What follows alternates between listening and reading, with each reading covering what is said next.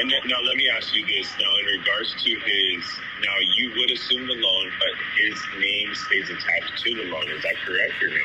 Right. So we don't say it's an assumption because I'm not actually putting my name on it, but the deed transfers over to us. We just keep that mortgage in place and make those payments. It's all done through the contract.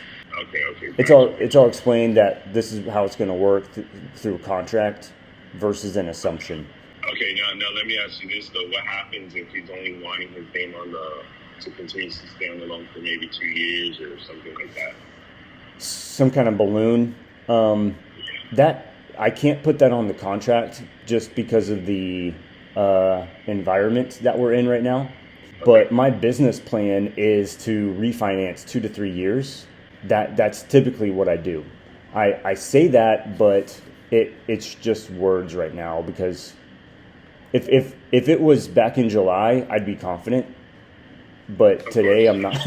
You know what I'm saying?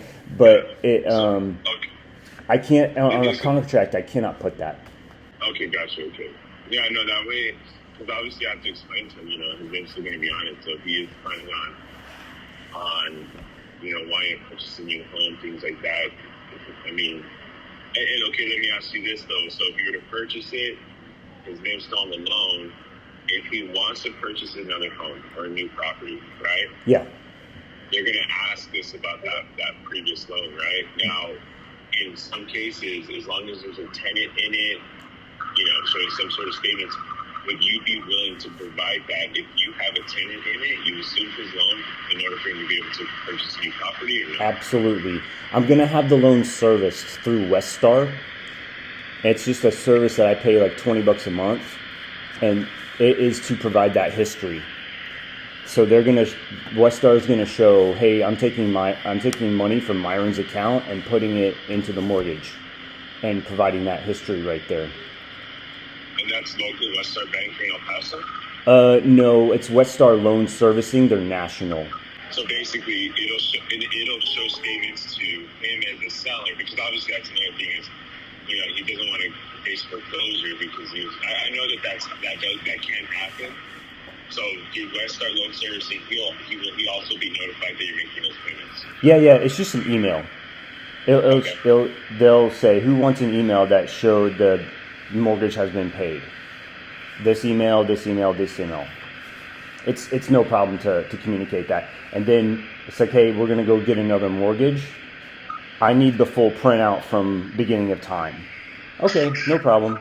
Yeah, it's just a report that they run to provide that information for your new bank or loan officer or whoever it is. Okay, understood. And then what I'll do is I'll kind of explain this to him. I don't know if he's going to understand the first time, but of course I'll run it through with him, and then of course if he has questions, I will definitely give you a call back. I'm assuming he will, but at that point, that way you don't waste your time.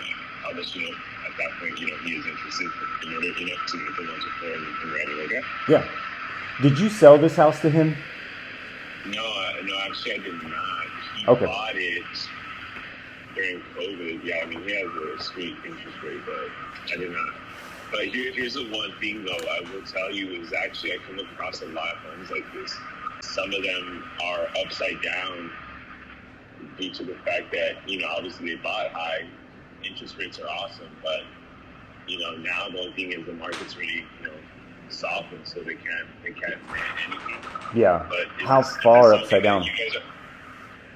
Shoot. I mean, I actually just, like, in the last 2 weeks, I've gone on 3 appointments, and I think literally 2 to 3 are upside down, but I mean, they're nice homes. By like 100,000 or 500,000? Well, okay, one of them is upside down by about 70, but that's because of the fact that he built a brand new pool. So from the 70, I think 50,000 is on a personal loan. Oh. Yeah, but it's almost new. I mean, it's like a 2020 home. It's badass, but it just looks like language. He decided to pull out, and so obviously he wants to pull paid off too. But he's in a similar situation. But he's even wanting to just hold off from selling because of the fact that you know. But I do have to clarify the interest rate. I have to see what it's at. But I don't know. But I'm just saying, is this something you guys do? Yes. Like, are you guys? Yes. Sir. Yes. So it depends on how far upside down. Like, is it worthy of a short sale kind of thing? I don't want to do stuff like that. But if it's within 100,000, I will.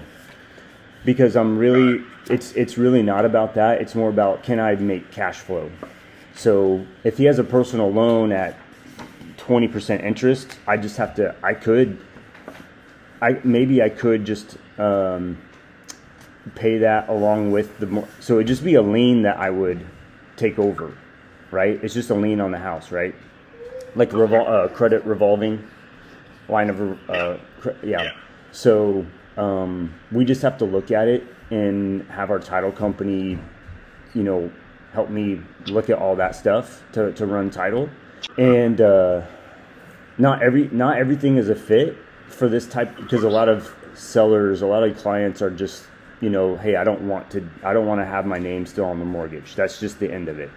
And that's fine. Some people just don't, not that they don't care, but they just want to say, hey, is everything taken care of? Okay, cool, let's do it.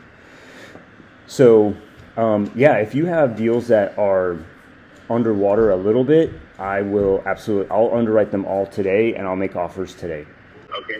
Yeah, that way I can save information. But yeah, what I'll do is either way, I'm about to get to the office here, so I'll get trying to call later.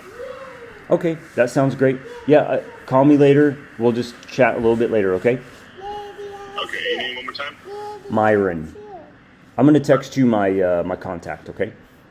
That works. I appreciate you. All right, Mr. Henry. Talk to you soon.